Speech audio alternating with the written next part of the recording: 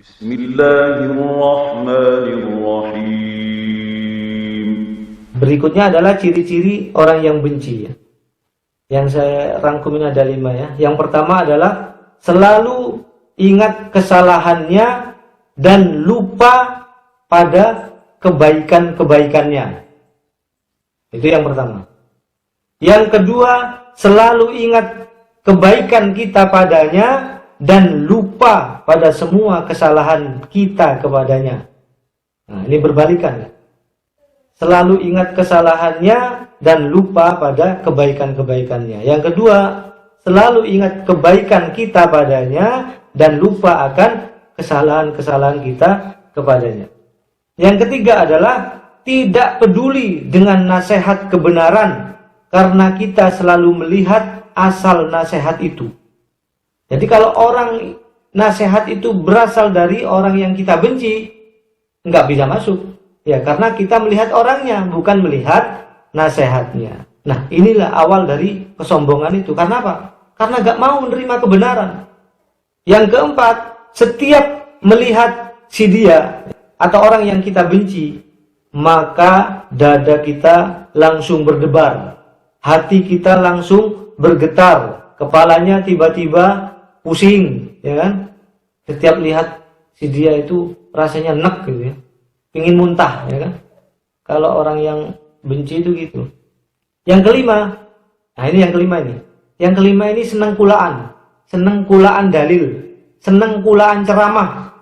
Untuk apa? Dia ke ustadz sini cari di Google cari ini. Untuk apa? Untuk mendukung kebenciannya. Ya, untuk mendukung kebenciannya. Lah, ya bener kan? Ternyata memang nggak boleh nah, gitu. Misalnya terus ditulis di mana? Di HP-nya, di statusnya ditulis. Bagi yang gemar menulis status ya, ditulislah misalnya orang munafik itu akan ditempatkan di intipnya neraka, akan ditempatkan di dasarnya neraka. Oleh karena itu janganlah kamu menjadi orang munafik. Misalnya lagi sebaik-baik kamu adalah orang yang paling baik pada istrinya. Nah, itu kan ada hadis-hadis gitu. Baik enggak kalimat itu? Baik, ya kan? Kalimatnya yang baik. Nah, tapi kalau sudah ditulis dengan dasar benci, maka menjadi perilaku jahat. Nah, bahkan lebih jahat daripada yang benci biasa, karena ini membawa nama Rasulullah ya, membawa nama Rasulullah, tapi untuk mendukung kebenciannya. Bahayanya apalagi zamannya pilkada ini. Nah, kemudian berikutnya kikir itu bukan karakter orang yang beriman. Nah, ditulis di status ya. Tangan di atas lebih baik daripada tangan di bawah. Yang nulis ini kikir bukan karakter orang beriman. Yang nulis siapa? Orang yang gemar minta-minta. Cocok nggak? Nggak cocok ya kan? Supaya apa? Supaya orang kaya itu atau supaya orang-orang itu ngasih dia semua. Terus dia nulis di statusnya kikir adalah bukan karakter orang beriman. Tapi dia untuk mendukung apa? Pekerjaannya yang minta-minta. Nggak boleh, dosa besar. Misalnya lagi tangan di atas lebih baik daripada tangan di bawah. Ya untuk mendukung apa? Kekikirannya. Untuk mendukung bahwa kalau dia itu kikir. Nggak boleh minta-minta itu. Tangan di atas lebih baik daripada tangan di bawah. Ya. Atau kan tadi apa? Sebaik-baik kamu adalah orang yang baik pada istrinya. Ya. Kalau ditulis sama istri ini ya. Yang kalau yang nulis istri ini jadi nggak baik. Ya, tapi kalau yang nulis suami itu baik. Sebaik-baik kamu adalah orang yang paling baik pada istrinya. Dan saya, kata Rasulullah, adalah orang yang paling baik pada istri-istri saya, kata Rasulullah. Kalau yang nulis kalimat ini seorang suami, maka ini adalah suatu perbuatan yang baik. Tapi kalau yang nulis ini adalah istri, maka menjadi tidak baik. Karena apa? Karena untuk apa? Untuk nyindir suaminya, ya kan? Biasanya kan gitu. Ditulis di statusnya, dilihat tiap menit kok durung diwaca iki bojoku ya, gitu. Dilihat. Nanti kalau sudah dibaca timbullah rasa senang, timbullah rasa puas, ya kan? Sama juga beberapa waktu lalu kita heboh ya dengan ungkapan-ungkapan seperti apa? Kecebong, ya kan? Ada kampret, ada kadrun, ya kan? Kan gitu. Apa kadrun? Kadal gurun, ya kan? Jadi apa? Ungkapan-ungkapan benci Arab ya. Ungkapan-ungkapan ini kan biasanya latar belakangnya apa? Duniawi ya, motif-motif dunia. Nggak boleh ya kita niru-niru ngomong kadrun gitu. Karena apa? Itu adalah ungkapan kebencian ya. Atau apa kalau katanya ujaran kebencian ya. Tapi kalau kita ngelaporkan nggak diterima karena itu ungkapan benci Arab ya.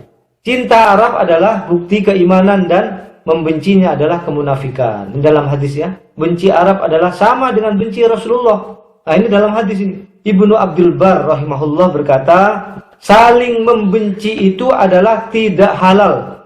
Karena hal ini akan merusak dan menghancurkan agama. Oleh karena itu, Nabi Shallallahu Alaihi Wasallam memerintahkan untuk saling menyayangi dan saling mencintai, bukan saling membenci ya.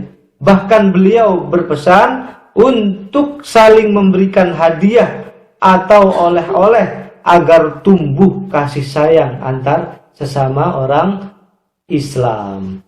Karena kita bersaudara, sebagaimana di surah Al-Hujurat, bagaimana innamal mu'minuna ikhwatun. Sesungguhnya orang-orang mukmin itu adalah bersaudara. Kalau disebut mukmin berarti Islam itu masuk. Kan ada ungkapan kayak tadi ya, jika terpisah maka bersama, jika bersama maka terpisah. Ya, jika ini kan nggak ada Islamnya, innamal mu'minuna ikhwatun. Sesungguhnya orang-orang beriman bersaudara. Ya maksudnya Islam juga gitu loh. Sesungguhnya orang-orang Muslim itu bersaudara. Persaudaraan ini hukumnya wajib bagi kita, bahkan persaudaraan ini lebih kuat dan lebih mulia daripada persaudaraan karena ikatan darah, karena ikatan bahasa, atau karena ikatan suku. Karena persaudaraan sesama muslim ini adalah dunia akhirat ya. Apa yang bisa kita ambil hikmahnya dari kaidah persaudaraan ini adalah yang pertama, agar kita dapat mencintai sesama muslim sebagaimana kita mencintai diri kita sendiri. Yang kedua, agar kita dapat membenci kejelekan yang ada pada saudara kita, saudara muslim, sebagaimana dia membenci kejelekan itu di dalam diri kita. Ya. Yang ketiga adalah agar kita mudah untuk mendamaikan saudara kita jika ada saudara muslim kita yang berselisih. Alhamdulillahi Rabbil Alamin.